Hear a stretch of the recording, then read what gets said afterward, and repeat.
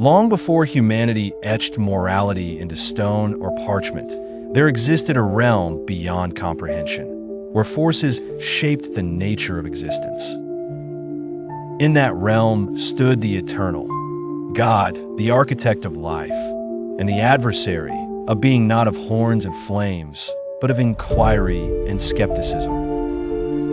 One day, amid the chorus of divine beings, the adversary approached the throne of the eternal. He spoke not with hatred, but with challenge. Your servant Job, he said, is loyal not out of love, but out of protection. Strip him of comfort and watch his faith collapse. And so began a test not of Job, but of the very essence of belief. Without warning, Job's life unraveled. His wealth was stolen, not by careless vagabonds, but by forces beyond his comprehension, sanctions from the unseen realm. His children were slain in sudden catastrophe, a vivid reminder of life's fragile nature.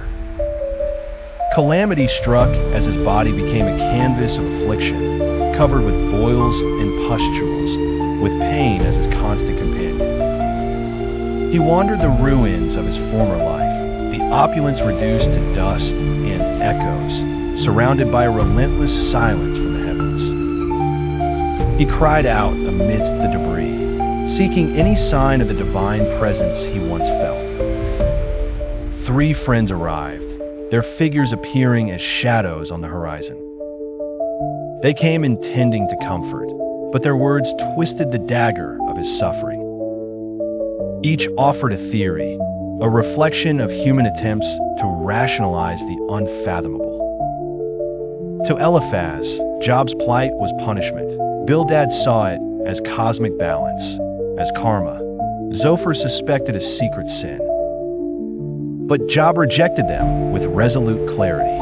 I have done no wrong, he insisted, his words a boulder against the tide of their accusations. Why does the Creator destroy the blameless? His voice was not just a cry for answers, but a demand for justice, echoing into the void. In the silence that followed, his heart raged with unquenched questions. Why was destruction allowed to masquerade under the guise of divine will? Where was the compassion, the love in this trial? And yet, amid the turmoil within, there flickered a stubborn ember of faith. Though he slay me, yet will I trust in him, he whispered to the winds, his words carrying a paradox of hope and defiance. Months stretched into an eternity, a tapestry of sleepless nights and sunless days. Job's lamentations became an anthem of endurance amidst suffering, a testament to the resilience of the human spirit tethered to the sublime. Finally, from the whirlwind, the Eternal responded. Not with answers, but with questions stretching beyond the horizons of human understanding.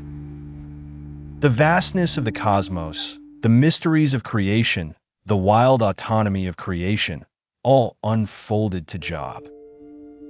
It was a divine reminder of the limitations of mortal comprehension and the boundless nature of divine wisdom. In that moment, Job's vision cleared as he glimpsed the grand tapestry of existence, a vista too profound for human ken. Humbled, he repented not for imagined sins, but for presuming, however briefly, the vastness of divine intent. Restoration came not as a reward, but as a renewal. His life rebuilt, his prosperity restored double-fold, family and friends around him once more. Yet he carried forward the wisdom of insight, a deeper faith forged in the crucible of suffering.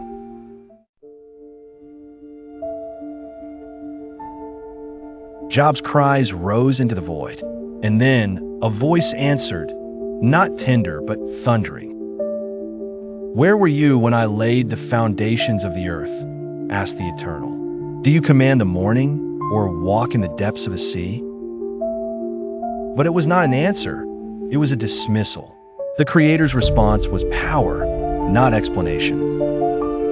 Job, crushed beneath the weight of cosmic indifference, recanted his protest. He humbled himself, not out of understanding, but surrender. Yet behind the veil, the adversary smiled, for he had revealed a truth far darker than punishment. The universe was not governed by moral fairness, but by mystery, by will. And perhaps that was the true horror, not that Satan was evil, but that his question had merit, that even the righteous could suffer, that divine silence might be louder than any scream. The story of Job ends not with answers, but with a restored life and a lingering question. Did Job win, or did he merely survive? And in that question lies the secret too deep for doctrine, too ancient for certainty.